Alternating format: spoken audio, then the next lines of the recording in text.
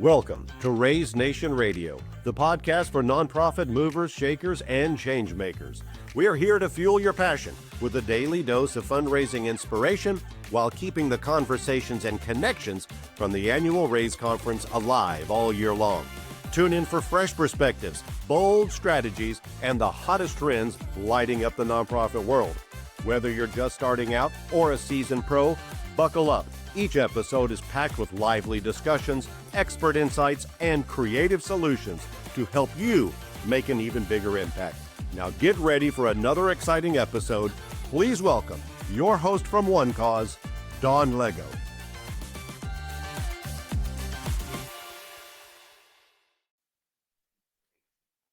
Welcome back to Raise Nation Radio. So glad that you're joining us again today. And, thank you from the bottom of my heart for being such a fan and making the show so popular. I mean, whether you've been with us from the very beginning or tuning in for the first time, we love connecting with you on this channel. And our promise to you is to bring very engaging, inspiring thought leaders. We're going to have insightful stories and just some conversations with pretty incredible guests. And one of which is Mr. Gabe Cooper from Virtuous, who's joining us today. He is certainly a friend to One Cause and I would say just about everybody in the nonprofit space. So let's get comfortable and chat with Gabe. Hi, Gabe. How are you? It's so good to connect with you again. Yeah. Thanks so much, Don. Thanks for having me on. Yeah, we love having you on our podcast. I think most of this community knows Gabe Cooper quite well, but there might be one or two that maybe need a refresher course. So do you want to just introduce yourself and share whatever you want to share about yourself personally, about Virtuous, and about everything that generosity means to you? Yeah, absolutely. So, Gabe, I'm in Gilbert, Arizona, and so it's beautiful weather this time of year. Love being in Arizona. Have 5 amazing kids and wife I've been married to 26 years, and so that's how I spend most of my time when I'm not working. But for work, I'm a founder and CEO of Virtuous Software, so we've been around about a decade now with a goal of helping nonprofits better connect with their donors in a more personal way at scale. We believe that in the world we live in, most of our inboxes and mobile feeds and even our mailbox are cluttered and it's hard to break through. And so as a result, it's getting harder and harder for nonprofits to sort of inspire their donors to give. And we want to help fix that problem. And so I'm just personally really passionate about generosity generally. Obviously love what our nonprofit customers are doing in the world and the impact they get to have. But for me, it's as much about shifting the heart of the donor. I think there's something magical that happens when we give our time and our talent and our money to someone else that makes us a little less selfish and a little bit more focused on our neighbor. And I love that part of the generosity story. It's really what inspired me to start Virtuous. Yeah. I love that. What did you say? Shifting the heart of the donor. That's a good one. We're going to have to underscore that for sure in the show notes. I love that little phrase. But you know what? I'm going to hit you with the hard question if you don't mind. Because if I could hit anybody with a hard question in generosity, sure. It's you, Gabe, right? Yeah. What is it? We hear it all the time, connect better with your donors, right? What does that really mean? Can we break that down, or can you help us break that down? Because I think it's just in every content piece, no matter who's authoring it, we have to engage, inspire, connect better with our donors. But what does that really mean today? Yeah, I think for most nonprofits, especially larger ones, you have sort of 2 chunks of donors. You have your major donors, and usually you have a major gift officer or something like that that's maintaining a personal relationship with those folks, right? And so I think as nonprofits, we've been pretty good at connecting with major donors. We grab coffee with them, we listen well and figure out what they care about in the world. And that sort of relationship is great. I think the problem is that everybody that doesn't give you $10,000 or more a year ends up being just a name in your database. So you have all these amazing people that are giving, $200, $500, $50 a month, and they're getting the exact same piece of sort of spray and pray, everybody gets the same thing communication, right? So everybody listening to this podcast, even if you work in a nonprofit, you're probably getting letters at your house from other nonprofits right now. And those nonprofits you use just a name in a database. And so the problem is for years, that's all we had available to us, right? Like it's just, you couldn't really do more than that. But in the world we live in today, none of our other brand experiences are that way. Like, I shop at REI. REI seems to know everything about me. Amazon knows everything about me. They're already suggesting me like gifts for the holiday season right now that are spot on, right? They seem to like understand who I am, send the right message at the right time based on what they know about me. So that's the world we live in right now. So your donors are surrounded by these very personalized connections from their favorite brand. They're surrounded by very personalized ad messages. Yet what they're getting from their favorite nonprofit feels kind of like institutional and impersonal. Like my heart was really wrapped around your cause. I gave to you for a very particular reason. You don't seem to know that reason or know who I am. And as a result, what we see in this country now is major giving continues to grow. So if you look at giving as a percentage of GDP, we're doing fine. We're kind of tracking along, some macroeconomic headwinds and stuff. But if you sort of double click on the underlying data, what you'll see is more and more major giving is taking up a greater percentage of the pie. And those everyday givers, the ones that are getting 1,000 ad messages from their favorite brands, they're like kind of opting out of giving, right? You're seeing everyday givers shrink year over year, which is, in my mind, just sort of horrible for giving and horrible for the state of nonprofits. And so that's what I mean. It's a long-winded answer, but that's what I mean by trying to build a more personal connection. I wasn't being funny or facetious or sarcastic in that question. I really appreciate that perspective. So and smaller donors of 200, 500, I think it's important for us to recognize that they're parting with proportionately just as much money that hurts their pocketbook as maybe, that's right, a major donor does. If not, it hurts them more. So maybe they're being a little bit more careful. But when we think about the fact that they're shrinking away from giving, what are they doing instead? Is it nothing, and we just need to inspire them to connect with us? Or how do we fix the problem? Because you're right. This morning I made a purchase based on some algorithm that served me up some toy that at the exact right time, they must know I'm an early riser. They must know I get things done early in the morning. They must know what toys I'm after. And I made that purchase, and they made it easy for me. Like, I had about 10 minutes and I was able to make that purchase in 10 minutes, get what I want, get my coupon. It was easy, right? We want to replicate that in the generosity landscape. Isn't that right?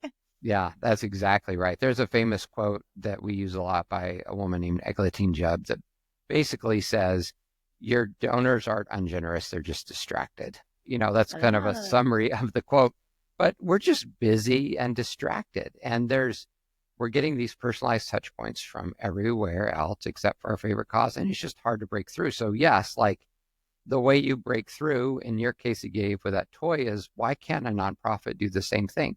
Why can't a nonprofit serve you up the right message at the right time on the channel that really matters to you in a way that moves your heart toward giving? Like, as nonprofits, why can't we send the right text message at the right time based on what we know about that donor, to resonate with them, to make them take the best next step with the organization? That's what our favorite brands are doing. And so, it's the way we do mail, it's in the way we do email and SMS, it's the way we do events, it's in the way even we're doing paid ads, but it even translates to like our major giver program. Like, do I know enough about my major donors? Do I know that my major donors are also volunteering?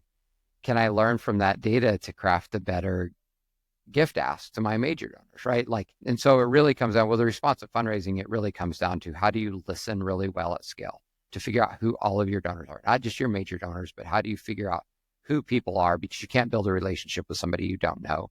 And then once you've listened well and have a holistic picture of each person, how do you send the right message at the right time at scale? So the way we say that is connect. And so from a technology point of view, that means using things like automation to be able to automate the right touch points at the right time based on each person's behavior.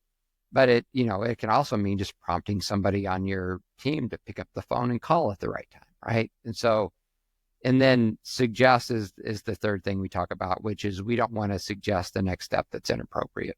So my son who's in college doesn't have two nickels to rub together. I don't want to ask him for $10,000, right? But what I do want to ask him for is to be an advocate for me on his campus. Like, can I know my donors well enough to suggest the right thing at the right time on the right channel? So that's what this idea of responsive fundraising is all about. And that's really Virtuous was built to solve that problem. Yeah, so that's the Virtuous brand, being responsive and not just responding, but responding at the right time, in the right channel, in the way where your donor is listening to your donor, and then being able to predict the right next step, whatever that next step is. And I love that about the Virtuous brand and everything that you've built in responsive. If you know Virtuous, you know the word responsive really well, because they go hand in hand. And technology, you can build technology, but what is harder to build is the people behind the technology. So I'd love for you to talk about that a little bit, because, our listeners can go to virtuous.org, right, and get all the information that they want, or pick up the phone and talk to somebody at Virtuous about the software and how it works and how it's responsive. But there's something very special about Virtuous, the people, its culture, your culture of gratitude, that I think makes that software all the more successful. So I'm going to ask you to brag a little bit, because I know that that's all true. But do you want to talk about that a little bit, about the culture that you've created there at Virtuous? Yeah, it's a great question. And yeah, we talk a lot about software doesn't mean anything unless it comes along with a playbook and people. And by playbook, we mean, like, what are the things I should be doing to be successful? But the people is really, really important. So you want a team of people who's going to come alongside you as a nonprofit, shoulder to shoulder, and really care about the cause, know what they're doing, and help, right? So at Virtuous, it means a couple of things. It means we've hired a lot of former fundraisers. And so a lot of our team has sat in the seat of a fundraiser and struggled with the same things you struggle with. We care deeply about empathy. One of the ways we do that internally is, like, actually a couple of weeks ago, we had our big Virtuous Volunteer Day, where everybody at our company takes the day off and goes and volunteers with usually one of our nonprofits that we serve, right? And so we actually ask our team to volunteer at least 2 hours every month at a nonprofit. The reason we do that is because we love the idea of being generous. And so generosity is one of our values. But we also think it creates a ton of empathy for the people that we serve. Running a nonprofit's hard, and unless you really build that empathy, it's just tough. The other thing is, one of our values is be humble and enjoy the journey. And so we always say that nobody at Virtuous is a big deal. We don't hire people that are a big deal. And that sounds weird to some people, because they're like, it seems like there's some big deals that work at Virtuous. And yes, there's some I know some of them. Yeah. There are some very talented people that work at Virtuous, but nobody at Virtuous thinks they're a big deal, right? I think we've all had to work with people in the past that thought they were a big deal, and that's a pretty miserable experience. And so we try to cultivate this heart of humility and curiosity, knowing that there's always something more for us to learn. And so I think hopefully that comes through in the customers and the market as they interact with us. Those sort of values come through. Yeah, I think it does, for sure. I think you're a leader in this space, not just for the software and the tools that you put into the hands of nonprofits, but just the connections to your brand and to your people. That's super, super special. And we certainly recognize it as one cause. And we're so glad that you've documented some of this in not one, but 2 books, right? So Mr. Gabe Cooper is also an author. We all know your responsive fundraising book, but you just launched, I think, at AFP Icon. Was it April of this year? I think that you launched book number 2. I haven't had the chance to read that one yet, but I will. I have a copy. I will get to it, hopefully over the holidays. But so tell us about what inspired book 1. What is that about? And then let's chat a little bit about book 2. Yes. So book 1 really is responsive fundraising. It lays out everything I just talked about, like how do nonprofits build personal relationships with donors at scale. It goes through kind of the playbook and tactics for how you fix that problem. And so what we found after the first book is a lot of nonprofits said, yes, that sounds amazing. I want to do that. In fact, I've always wanted to do that. I just didn't know, I didn't have a name for it, have a but now I playbook. have a name for it and a playbook, but that's the thing I always wanted to do. And so that's great. But what we found was the thing that prevented nonprofits from doing it wasn't that they didn't understand it or didn't want to do it. It's just change is really hard. Like innovating and doing things different is really, really hard, right? And so the second book is really an attempt to use some best practice innovation tactics from leading nonprofits and people in the for-profit space to help show nonprofits how they can more easily change and adapt. Like if I want to start testing out some of this stuff, like what kind of culture do I need to create at my organization? How should I structure my teams? Like what are the best practices for innovations? How do we test new ideas and validate whether they're working? How do we do change management? It sort of goes through a set of 8 principles that outline as a nonprofit how you can drive innovation and change more easily. And so I think it's really the combination of my first and second book that sort of create a roadmap for how to get from here to there, if that makes sense. More actionable. So the maybe responsive is why, and book 2 is kind of the how and the actionable insights. Yeah. I think that's what our space is really looking for. We get it. We know what we need to do. We kind of need to unwind some things that maybe we went down a wrong path for a few years. So we need to unwind and course correct, but I need that how to. So we're grateful to you that you put it together in a second book. What's the title of the second book? The Responsive Nonprofit, 8 Principles that Drive Innovation and Impact. Got it. And where do we find it? Is it Amazon? Any other bookseller? Yeah, anywhere fine books are sold. And so actually, I really like the Audible version of this one, as weird as it sounds. It's like the guy who read it just did a fantastic job. So, I read some stuff in print, but for this one, for some reason, the Audible works out great. Wow. Okay. Maybe I can do that while I'm walking and getting some exercise in. So I really have to look out for that and get that read for sure. So what inspired you? I mean, was it just the constant feedback from the community? Like, I get it, Gabe, but can you give me a little bit more on the how-to? Was that what drove the book? Yeah, I mean, I think it was just meeting with nonprofits that actually desperately wanted to improve donor retention. Our donor retention sucks. We want to get better. And we'd explain responsive fundraising. It's like, yes, that's it. Let's do it. And then I would say, what's keeping you from doing it? It's like, well, we've just done it a different way for the last 30 years, and doing it a new way is really, really hard, right? And you even present it to the board and they're like, yeah, I kind of get it. But what we find at many nonprofits is like things end up being like, hey, this is going to take like 2 years of change management. We got to budget differently. And we don't have 2 years. Yeah. And we have to find different agency partners. And and then all of a sudden it feels like you're boiling the ocean. It just feels like too much. It's like, gosh, we can't do this. We just got to go back to the way we've always done it. Right. And the way we've always done it is the death of every nonprofit. It's death by 1,000 cuts and slowly dying as the world around you changes. And I hate that. Right. And so the inspiration for this book was like, can we give nonprofits a set of tools to innovate and change faster? So that instead of trying to bite off everything at once and boil the ocean, are there a few practices that we can put in place? One of the chapters is on agile development, sort of the agile methodology, which just says, hey, do work in 2-week sprints with something you can test and prove in the next 2 weeks, and then look at data to see if it worked or didn't work, iterate, change, and then do it again. Do another 2-week sprint, right? Rinse and repeat.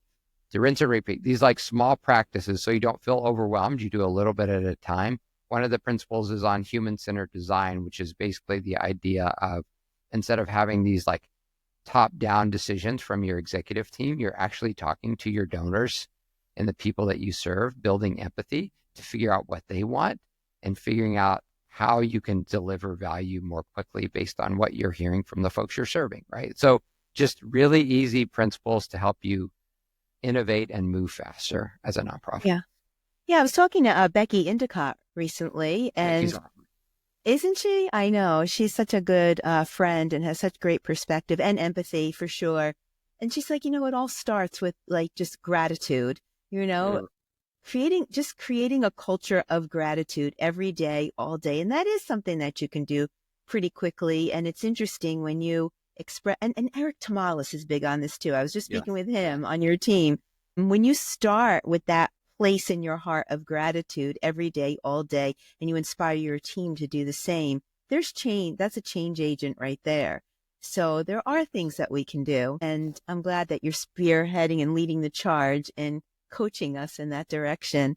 So what's next? I have two hard questions for you. I'm just hitting you with all the hard questions today, Gabe. But what's next for Gabe Cooper? What's next for Virtuous? Where do you see Virtuous going? What do you think, coupled with that, what are the priorities that nonprofits should be thinking about as they're heading into the new year? Two tough questions, I know. From a priority point of view, the good news is that giving is beginning to stabilize, right? It's been like the last 5 years have been very rocky and up and down, right? And so what we're seeing is giving is beginning to stabilize. And especially like now you have the distraction of the election out of the way. And so I think we can go into next year with, at least a hope that it's going to be back to something like normal, which is great. And so for nonprofits, I would say be brave and don't just sort of settle back into the status quo, because just because giving is stabilized doesn't mean that you're set up for scale. And so I would say going into 25, see if you can just pick, you can't do everything all at once, 1 to 3 big initiatives that are new where you really want to move the needle. And if there's sort of anything that I think is important right now, it is probably like subscription giving, recurring giving, and re-engaging with those everyday donors, like the people that have given you $100 in the past. Can you turn them into a recurring giver? And can you build an army of everyday givers? I think many nonprofits, because they're becoming more dependent on major gifts, it's really hard to plan and forecast for the future because your giving is really spiky. It's up and down. We're coming into the end of the year right now, and we're going to have so many nonprofits that get like 70% of their giving in the last 15 days of the year. That's just or the really last 3 days. Last 3 days, yeah. And so it's going into 25. How can I smooth that out by building an army of everyday givers that are giving monthly? So that's in terms of priorities, that's probably where I would focus my energy. I think in terms of what's next for Virtuous, we're really excited about leaning into AI going into 2025. The reason it's exciting for us is, as many of you have heard about this term AI agents, or basically little sort of AI workers that help get the job done for you. If you talk to any nonprofit leader, it's a very stressful job. And it's often because there's too much work to do and not enough staff and time to do it, right? And so when I say, build a personal relationship with every donor, the normal reaction is, I don't even have time to do the things I'm doing today. Like, how and when am I going to do that? Well, for us, AI is a massive unlock for nonprofits, in that it can, one of our customers said it helps you sort of eliminate the menial tasks so you can focus on the meaningful task, right? So AI can help you do all of that sort of like everyday manual work that sucks up so much of your time so you can focus on the really important stuff. And so we're helping leverage AI to sort of do all of that background work. And then using AI to help you build more personal relationships. So if I can use AI to, for example, predict what a donor is likely going to do, and then write copy that really resonates with that donor. And so now I not only know what my donors want, but then I can respond to them quickly and save staff time in the process. That's super powerful. And so I think for nonprofits, there's like a massive opportunity for AI moving forward to sort of accelerate impact. Yeah, I agree. And I'm very excited to see the shift that took place in 2024. I think in the beginning of the year, it was AI's gunning for my job. I'm going to lose my job. I'm going to be replaced by AI. And I think we're coming out of the year saying, wait, hold up. AI is my friend, right? It's my peer. It deserves a seat at the table. It's not if I use it, it's how I use it and how can I best use it so that I can do more meaningful work as opposed to being in the weeds. And it's a valuable tool. It's no different than a computer, pen, paper, all the tools that we use, every day. It's just, or Grammarly or spell check. Those are AI tools anyway. That's right. alarm clocks, they're, well, not alarm clocks, but you know what I mean. Alexa reminding me to do this, that, and the other thing during the day. We're using AI, and we've been using it for a very long time. There's no reason to be afraid of it. And I feel like that fear went away in 2024. Will Virtuous be folding AI more and more into its products? Yeah. We have several features launching this year that are AI powered that will help our nonprofits do things like copy faster or find the data they need faster, right? And so rather than building some complex query, you can just type in, show me my best donors in Texas. AI should know what you mean by that and be able to return the results you want. So all things to sort of speed up your work and predict what your donors would want and then get them the right message at the right time. So it's all stuff we're hard at work. I just got off a meeting about this a few minutes ago. So I'm fired up about announce here on Raise Nation Radio. I'll be happy to make that announcement for you. I wish. We'll wait for the press release. Well, I from the most inspiring man that I know in this space, I'm going to ask you to give some inspiration as we close out this episode of Raise Nation Radio. What inspiration do you have to just to all our hardworking nonprofit people out there that are wearing those many hats? What inspiration do you have for them to close us out? Yeah, I mean, the world needs what you do. I hear so many nonprofits say it's really, really hard, and it is really, really hard. But I would say, be brave. There's nothing worth doing that's not hard. Nothing ever was accomplished in this world without the hard, right? And so don't be discouraged. I think you have, as a nonprofit leader, a massive opportunity in the midst of the change in the world over the last 5 years. You can sort of, get crushed by the wave. But the reality is many of the leaders I work with are finding ways to ride the wave, right? And so I think going into 25 is just be fearless, paddle hard, and ride the wave. I think there's an opportunity right now to massively increase generosity in this country and massively increase impact. And the world needs what you do. And so don't be discouraged. Don't get tired. Stick with it. Be brave. Oh, gosh, I knew you were going to do something that just got us right at the heart. And of course, there's tools like Virtuous. And if it's okay with you, your LinkedIn profile, access to your books, virtuous.org, maybe some of your content, I'd love to wrap up and put in the show notes. So to our audience, easy access, just go to the show notes and you can connect very easily to Virtuous and to Gabe and to his books, right? All things that you'll want in your toolkit. Going into the new year for sure. So Gabe, thanks so much for being with us today. I love your inspiration. I knew I could ask you the hard questions, but we'll be watching Virtuous. I'll be looking out for those press releases based on this meeting you just have. Curious Minds wants to know what's coming up, but we'll keep a nice follow and watch. And please come back and join us. And hope you and your lovely family, lovely large family, have a beautiful holiday. We will see you a lot in the new year, I'm sure. But thank you for being with us today. Thanks so much, Dawn, for having me. It's been a ton of fun. Yeah, it's always fun with Gabe Cooper from Virtuous. Well, to our audience, thanks for tuning in. That was Gabe Cooper from Virtuous. All the information's in the show notes, so don't forget to check it out. And we'll see you on the next episode of Raise Nation Radio.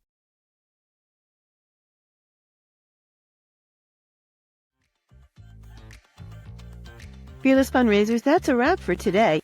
A heartfelt thank you to our guests for sharing their stories, insights, and expertise. And to you, our fantastic audience, for everything you do to build brighter tomorrows in our communities. We hope today's content inspires you to amplify your mission and grow your impact. Don't forget to join us for new episodes every Thursday, wherever you listen to your podcasts, or catch us on YouTube and on demand at onecause.com. And before we go, we'd love your help in growing this podcast.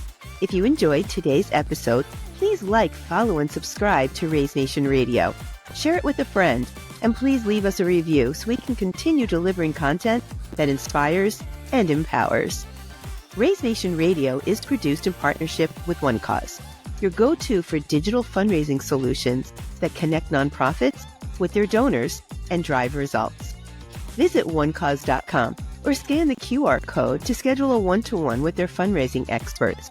and explore the latest tools and innovations to help you reach more and raise more. Plus, be sure to check out their extensive catalog of free resources to support your mission. All the links are in the show notes. Raise Nation Radio is inspired by the annual Raise Conference, presented by One Cause. We'd love to see you in person at the next Raise event in September. It's a 2-day experience featuring over 35 CFRE accredited sessions, dynamic speakers, and the latest innovations from our sponsor pavilion, and priceless networking opportunities. And while you're there, don't miss the Fearless Fundraiser Party. It's where memories are made and lifelong friendships are formed. Secure your spot today at onecause.com/raise. The link is also in the show notes. Until next time, thank you for tuning in, and as always, stay fearless.